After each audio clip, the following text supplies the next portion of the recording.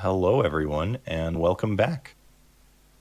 We've got an exciting one coming up next because we've got a couple TASs in a row made by a handful of people that Nameless will explain.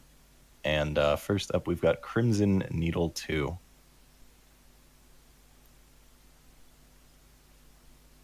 This is your chance to talk.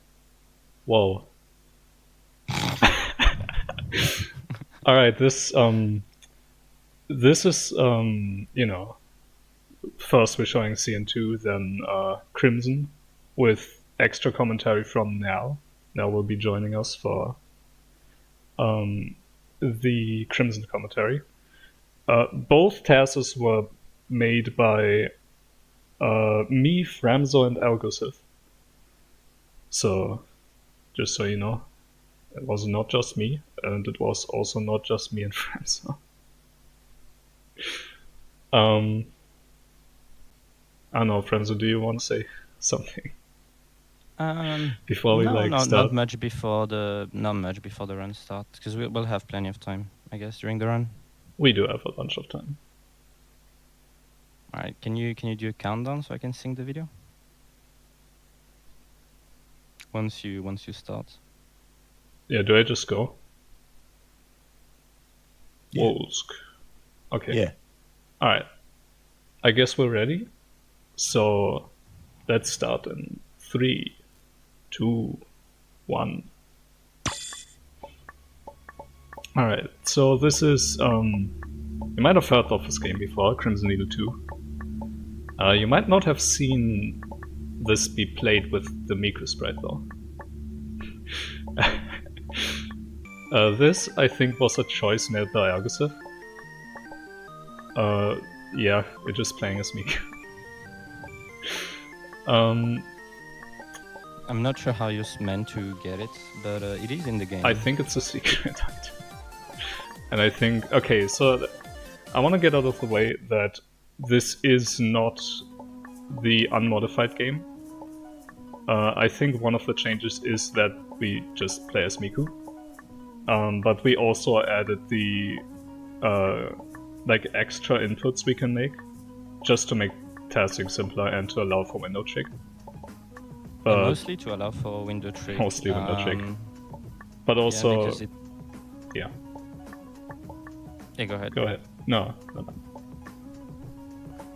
Yeah, it's mostly for window tricking because it allows, for example, swimming super fast in water, as well as having just being able to spam jump faster and having easier control over jump height, I guess. In general, window trick just means you get to do a full jump, but repress shift and trigger another jump without actually ever triggering a release.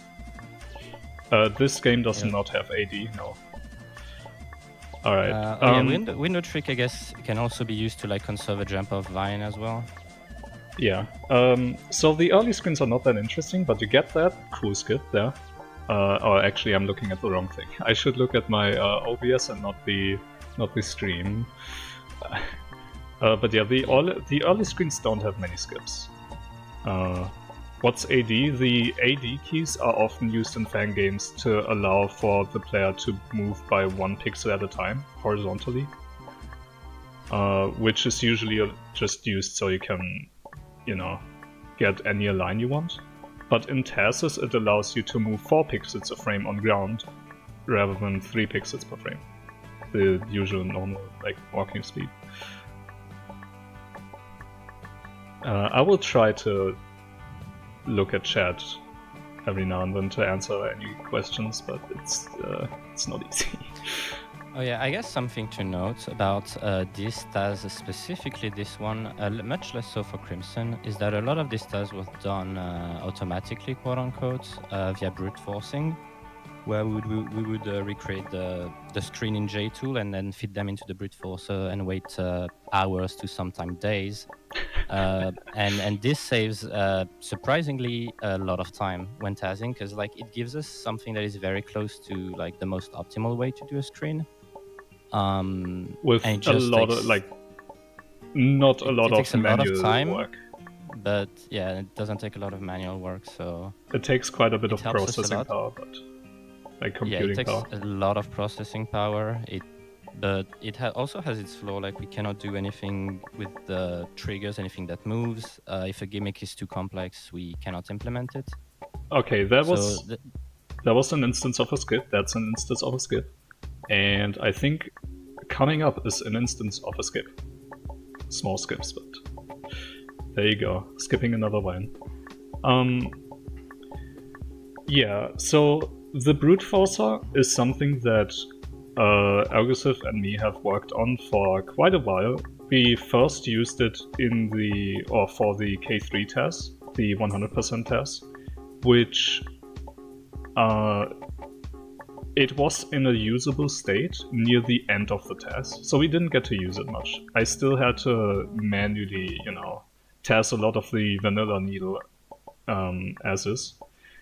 Now that it's in a more polished state, like now that it's a lot further, we can just use it. Okay, 24.5 there. Yeah. You might see a lot of 4.5 skips, unintended 4.5s that save a little bit of time here and there and are not that easy to perform RTA. Really should have kept a counter. I can put up a counter if you want. No, that's fine. Alright, I will not be doing that then. But yeah, brute forcer was mostly done when K3 was finished. It wasn't used that much in K3, but since then we've been using quite a lot. It's what allowed, for example, for Just Play the Needle game trilogy. That's a TAS skip to right be there. a thing. Yes. So, side note: the TASs will not be uploaded to my channel this time. Also, that's a good skip. But instead, they will be uploaded to Algosif's channel, so check out Algosif. And on Algosif's channel, you will also find the 5.5 hour long TAS of the I Just Want to Play the Needle Game trilogy. Also, that. Oh no, I just skipped one jump. Which has been like 99.9% brute force, and the rest is just like a little bit of manual tassing. So that is how that was made. And for Crimson Needle 2, for example, Minief. Yeah. They couldn't do it in the previous run, but TAS can just do that very easily. So should have asked us to do the Miniefs, I guess.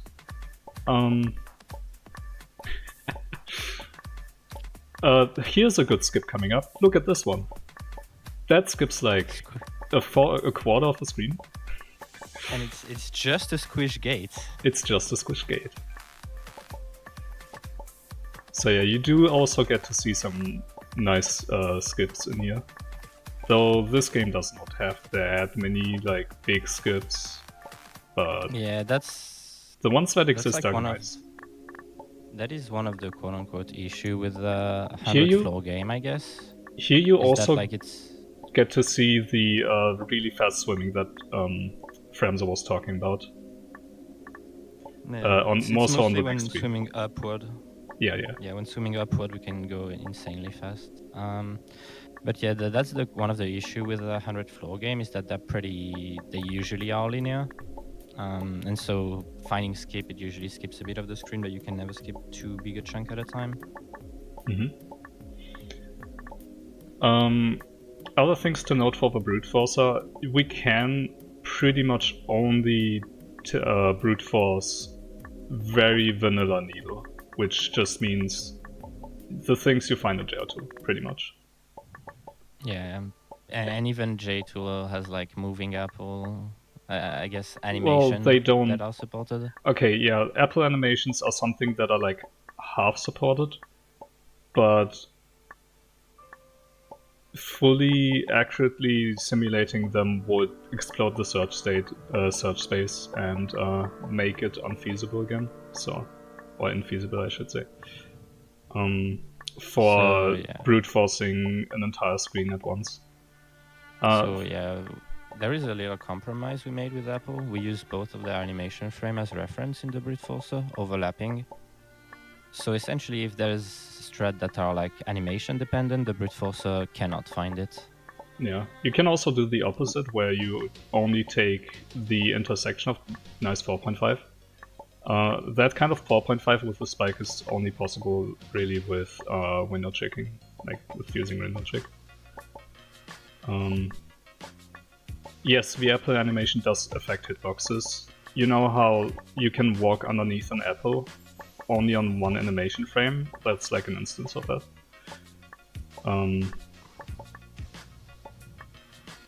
But yeah, if you take the intersection, then it means basically it will still be able to find animation dependent strats, but just because it finds something doesn't mean that it's actually possible. And we might have to, even if it is possible, we might have to wait for the cycle to actually line up. So there are some pros and cons to everything. Like, caveats, I guess, yeah. Yeah. Alright. I should have checked what the world record time for this game is. Feel free to post guesses for how long this will take. Oh yeah. I don't think I have the time noted. In a couple of screen, there's going to be a screen that's going to go by pretty quickly, so I'm already going to start explaining it. Yeah, so don't blink so on next on the screen next we're going to screen. have to... Don't yeah, blink. because we're going to have to choose between like one room with a lot of save or one room with a single save, and we just use a funny 4.5 skip to just kind of like skip the whole room. There just you go. Like so. That one is RTA viable because there's a save right there. And if you reset the very first frame, you're not affected by gravity and get to nice con into downward plane. I keep forgetting about that one.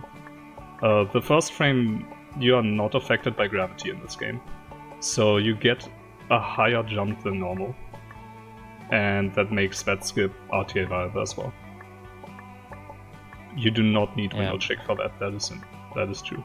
Yeah, just save resetting. It is just faster to use window check. Fun fact about this room: this one is 2 screens tall. There's a screen of space above this one. I think it's because of the visual effect. Yeah, it's because of the visual effect. I'm not sure.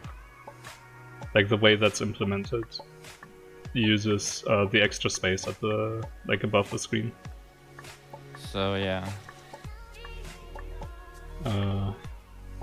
So AFK, did I miss anything cool? The TAS? Oh yeah, something I'd like to mention, I guess. The TAS we're gonna be showing this year, I guess, are kind of like quote-unquote backup TAS, even though we started working on them and we've been working on those for the past 7 months. They're kind of like quote-unquote backup because we were working and we are still working on a big project. And we were like, yeah, there's no shot we can finish it in time. And so we picked a list of games that we could use the brute forcer to help us TAS kind of quickly, and it still took us like half a year. Crimson was not on that list, by the way. We just had enough time after doing both CNT and CN2 and Amaranth that we just went, we have enough time to do another one, like a proper TAS without just brute forcing like 99% of the thing. Yeah. And so yeah, we went with Crimson, but that's because we ran into some double plane skip. We ran into some technical issues essentially while working on the other TAS, so that one is delayed and it's still gonna come eventually, but yeah. Yeah, hopefully we're gonna finish that one soon. That is why there's we submitted quite a good amount of needle, I guess, this year. Yeah.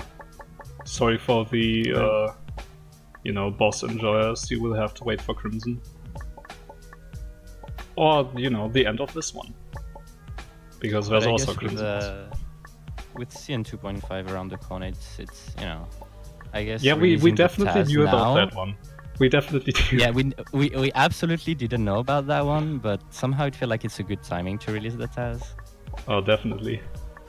That's a funny Vine skip that I didn't notice until now. Yeah, you just don't need the Vine. Oh, this okay, so some of these, we did use the brute forcer, except some of these tile sets happen to have spikes and blocks with very slightly different hitboxes, because the sprites were slightly messed up for some reason. For example, on this tile set, I think the up and down facing mini spikes had 2 extra pixels on like one edge or something, which caused the brute forcer solution to not work because it died to that, like the extra pixels. Yeah, invisible hitbox pixel. We love those. Yeah. So the game is also modified in some places to account for this, like to fix the issues, because it would be easier than to adjust the brute forcer. Yeah, we did adjust the brute forcer in some places. The approach we took was if there was a hitbox pixel over invisible, over nothing, we would delete the hitbox pixel. If there was an extra pixel on the spike sprite, we would keep the hitbox in and the new spike in, and then we would like have to modify a bit the brute forcer just specifically for this style set. That's one of the reasons like Crimson 2 took us quite a lot. Crimson 2. Yeah, Crimson Needle 2 took us like... I mean, technically it only took us 10 days, but it did took us quite a lot, I would say. Yeah. It's not like we didn't put any work in this either. Even though we brute forced a lot, it still meant we had to recreate quite a few screens. We had to input all the brute forcer macros and shit. We had to... And I spent 6 days on the boss. We'll get to that soon. The boss is quite something, but yeah. Yeah. We... how was it exactly? What did I want to say a moment ago? I'm not sure. Maybe... I got thrown off. Doesn't matter. Maybe you had something to say about the timeline? I do not know. We'll see. Maybe I'll remember. Okay, let me check my notes actually. There's my favorite skip in the run in like 2 screens. Yeah, some of the skips are awesome. But as for the brute forcing credit, that mostly goes to Framzo and Algosiv, because they actually have a ton of RAM, and the brute forcer for testing, like brute forcing an entire screen, likes to take upwards of 30 gigabytes of RAM. So, alright, let's look at this skip here. Half the screen gone. V-string magic. V-string magic. Yep. So yeah, depending on how the screen is laid out, the brute forcer can take an unexpectedly long amount of time. This one I think took over, like that one took like 6 hours or something, if not like a day. I don't remember. Yeah, when it's corridor needle, it can find a solution in like 2 to 3 hours. When it's an open-ended screen, it can take days. And at that point, just figure out the optimal route yourself and then brute force it in parts.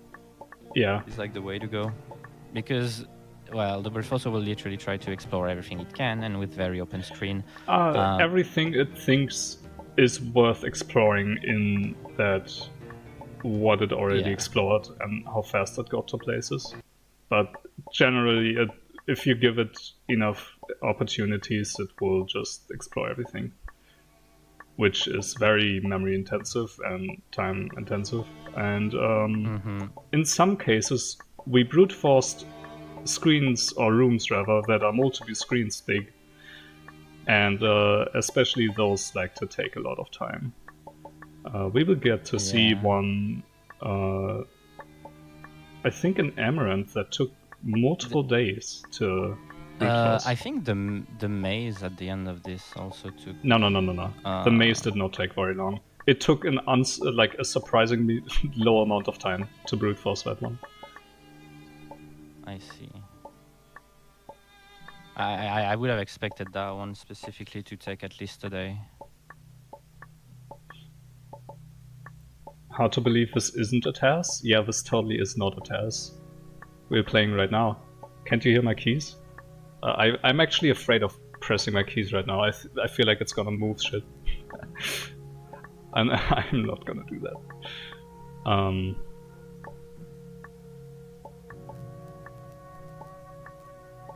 The Brute Forcer is doing the constant jumping on the ground, yes.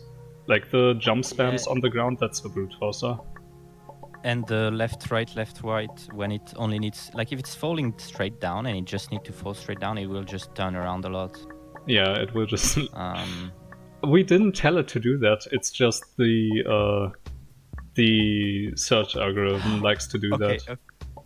The spike on this style set were also an issue. Oh, and yeah. the reason is excessively funny. Yeah, let me explain. So, Game Maker hitboxes on rotated objects, they work correctly if the origin is in the top left corner of the sprite, but if it's not, then the hitbox gets all messed up. In the case of this tile set, for some reason, the spikes use, or rather in the rune code, it calls the auto spike sprite script, which is, I think, these ones also had messed up sprites. We also had to fix these.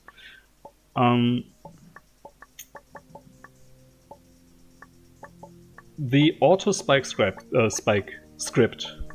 that one's hard to say, man. I think that one is in U2 engine or something like that. It's part of some engine.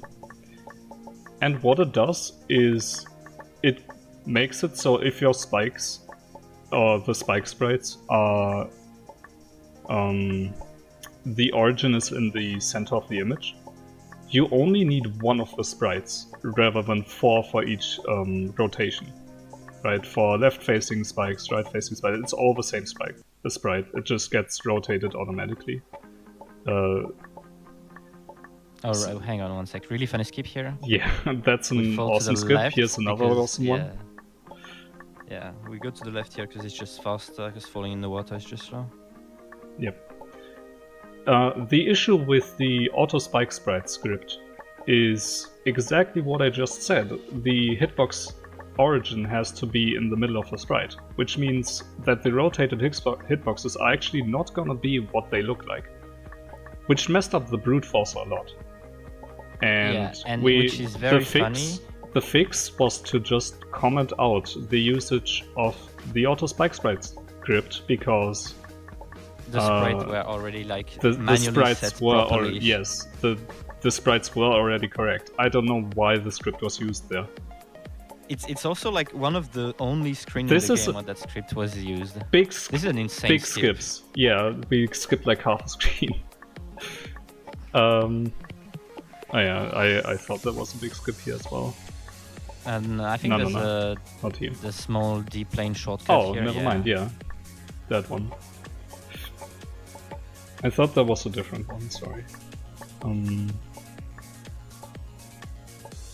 But I think there was like 4 or 5 instances where we had to go and check the hitbox and sprite of the spikes.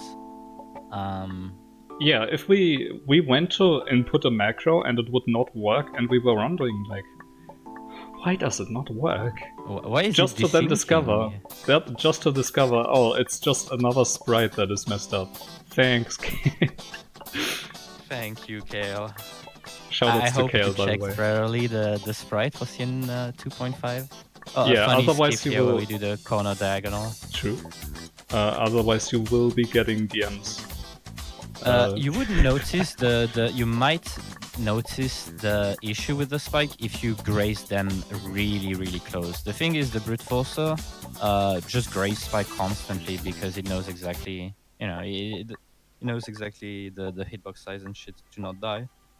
Mm-hmm. So unless you're really grazing and doing very precise strat, you would not notice it because it's like 1 or 2 extra pixel on the side. You might have a death or two where you're just like, I can't believe that hit the spike. When, if you look at the sprite, that might explain why that happened.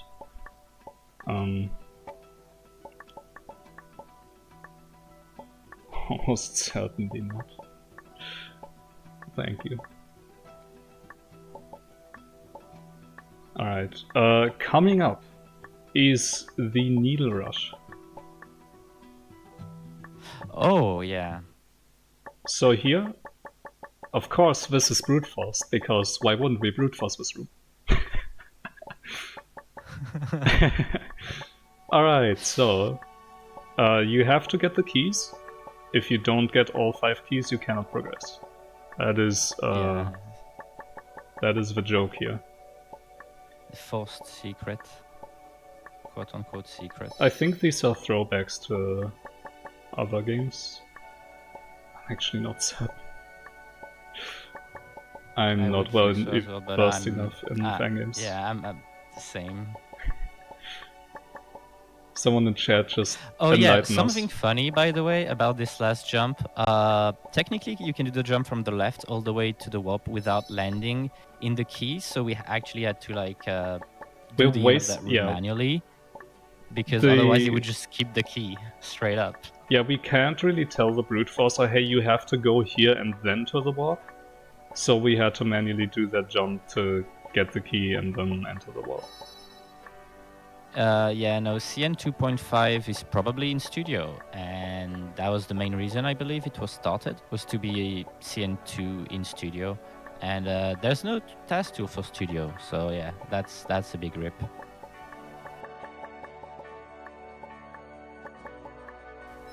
I'm sorry. Okay, this is the last key of this area. Big skip here. Oh yeah, we do something funny at the... We also do something funny after this hub, but I don't remember what it is. That's great. Thank you, friends. Alright, oh yeah, so I remember. Okay. There's a screen to the right. We're not gonna see that one because you can just do that and completely skip it. Yeah, this is like a 2-screen maze where you're meant to go around and then down there. We just go down there. Yeah, we just do the corner and the downward plane and just skip everything else. Pretty much 1.5 screens worth of needle. Also coming up, 92. But we are on 92. Like, but what? The other 92. The other 92. Yeah. The other 92 I had to TAS on my own from this point onward. Because turns out slopes. This is the fastest path. Yeah, that is 92. Exactly. I tested it, and that is faster than going the obvious route. So, there you go, speedrunners. Have fun. And yeah, you have to do the kind of like a double jump diamond from the slope, and then also skipping quite a bit there. I think it's a bottom bunny left hop corner 4.5 that you do to get out of 92. Do I? I don't think so. Would have to look back. I remember that you needed the bunny hop there to reach the top of the block, the Envis block. Maybe. Could be. I'm not certain. It's been quite a while. So yeah, no, that's why the movement looking kind of like stuttery for a bit. Alright, we are ending, or rather we are getting close to the end. By the way, why is there Vine on this screen? Can somebody tell me? I'm not sure.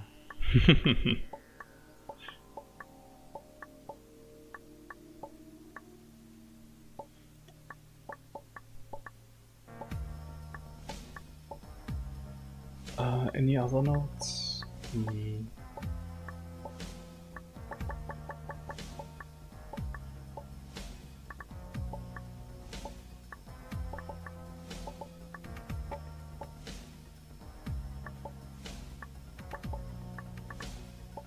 Not really.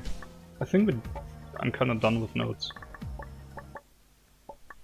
Why would you put vines in your needle? That's the correct mindset.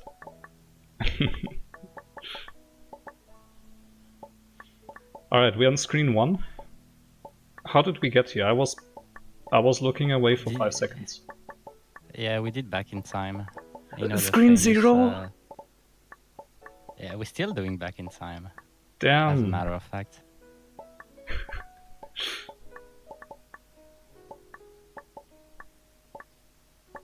Look, you don't...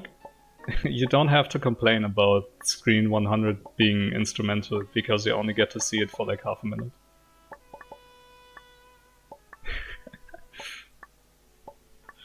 Alright, so this is the maze. This has been brute forced. It is, I think...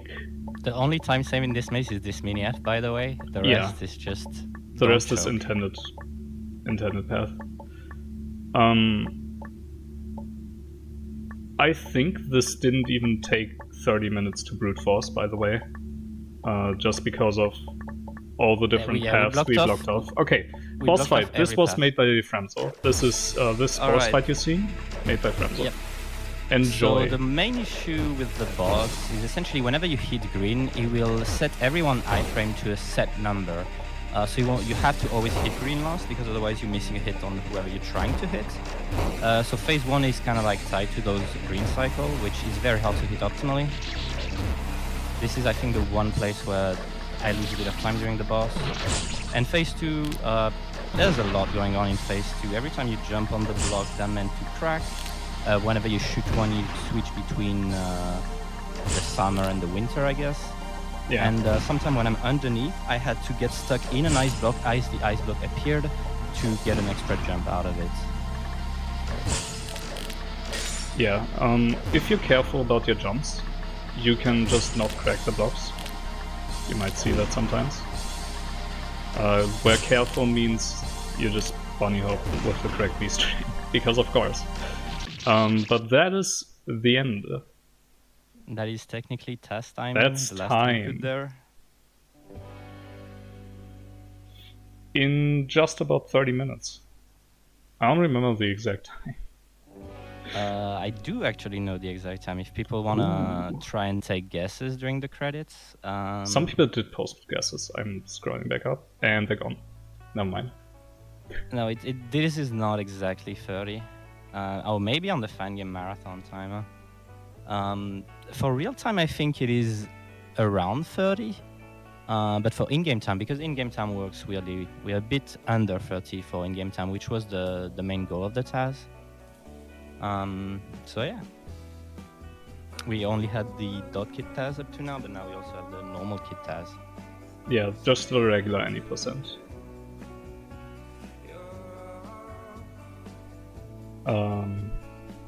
Credits. Is there anything that you want to add? Not really. We can let the credits play out if you want. I have one thing to add. If you thought this Crimson boss fight was quick and was impressive, oh boy, do I have news for you. Stay tuned. Yeah. Stay tuned. Stay tuned. The next run will have you on the edge of your seat. I'll tell you that much. Also, the commentary is gonna be better because we have Mel. He knows the game. You don't have to word it that way. I mean, yeah.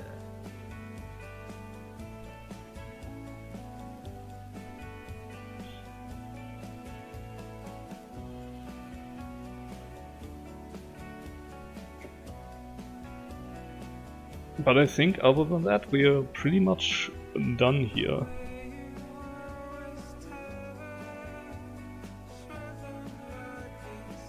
Wolsk, that's assigned to you to say something. Oh, perfect. Well, Nal just popped in, so he's ready to go.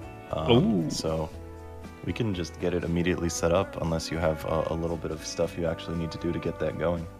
No, I need to change one thing for the next jump, so that takes like 5 seconds. Will Frames still be on commentary, or is it just Nal? No, Fremzo would still be here. Okay. Then I'll drag Nal in, you can balance him, and we'll get this one going as you set that up. Alright. You award a stage. Hello, Nal. Hello. Hi.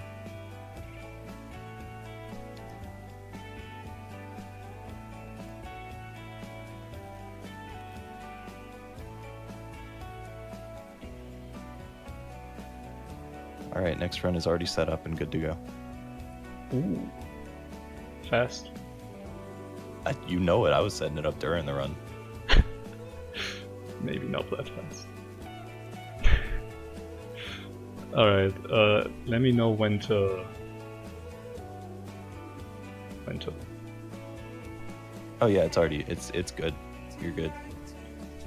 Alright, I'm gonna skip the credits just so you get to see the final time. There it is, 29:34:66 in-game time. For Crimson Eve 2. Yippee. Yippee! On to the next one.